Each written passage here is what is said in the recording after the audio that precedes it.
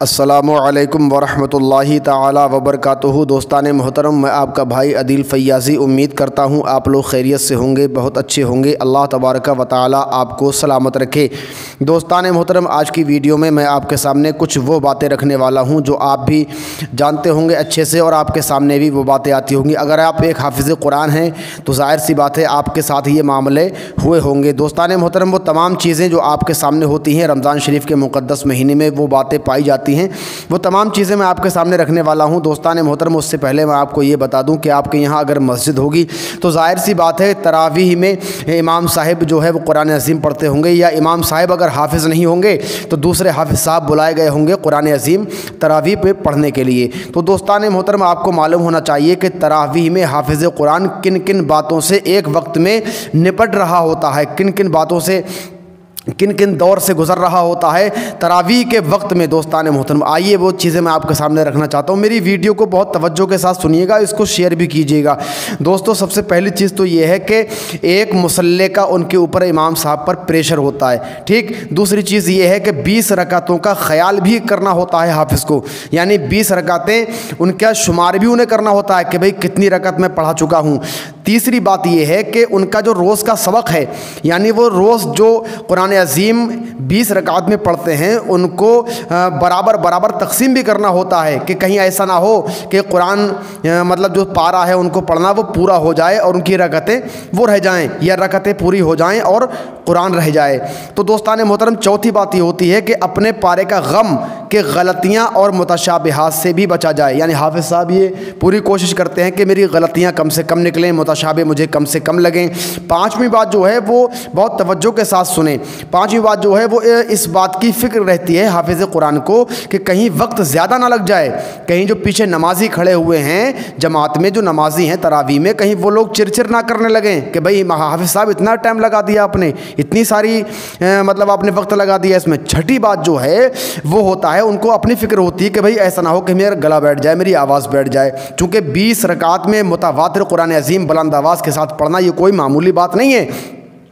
اور ساتویں بات یہ ہے کہ دوستو دن میں سنانے کی وہ بیچارے تیاری کرتے ہیں، روزے کی حالت ہوتی ہے پھر وہ قرآن سنانے کی تیاری کرتے ہیں کہ بھئی مجھے شام کو آج اتنا پارہ یہاں سے یہاں تک پڑھنا ہے۔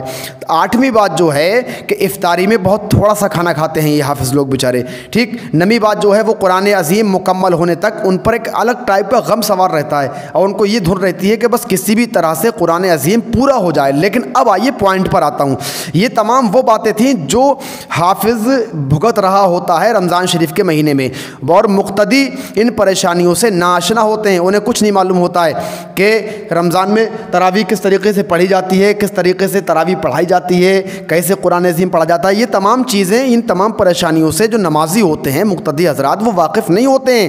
لیکن جب تراویح اختتام پر ہوتی ہے، یعنی جب تراویح ختم ہوتی ہیں، یعنی رمضان شریف میں جب قرآن عظیم مکمل ہو جاتا ہے تو لوگ پھر مزے لے کر آ کے بیٹھ جاتے ہیں، اور کوئی کہتا ہے کہ حافظ صاحب کیا بات ہے کہ آج 2-3 غلطیاں نکلیں۔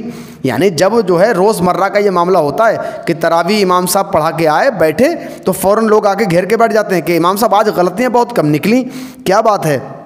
کوئی کہتا ہے کہ حافظ صاحب آج تو آپ قرآن عظیم بہت تیز پڑھ رہے تھے، کوئی کہتا ہے بہت سلو پڑھ رہے تھے، آج تو بالکل قاری عبد الباسط بن گئے آپ، تو کوئی کہے گا کہ آج ٹائم آپ نے زیادہ لگا دیا۔ تو میں تمام لوگوں سے گزارش کر رہا ہوں، خدا را ایسی باتوں سے پرہیز کریے، اور حافظ کو مشین نہیں انسان سمجھیے۔ حافظ مشین نہیں ہے بلکہ وہ ایک انسان ہے۔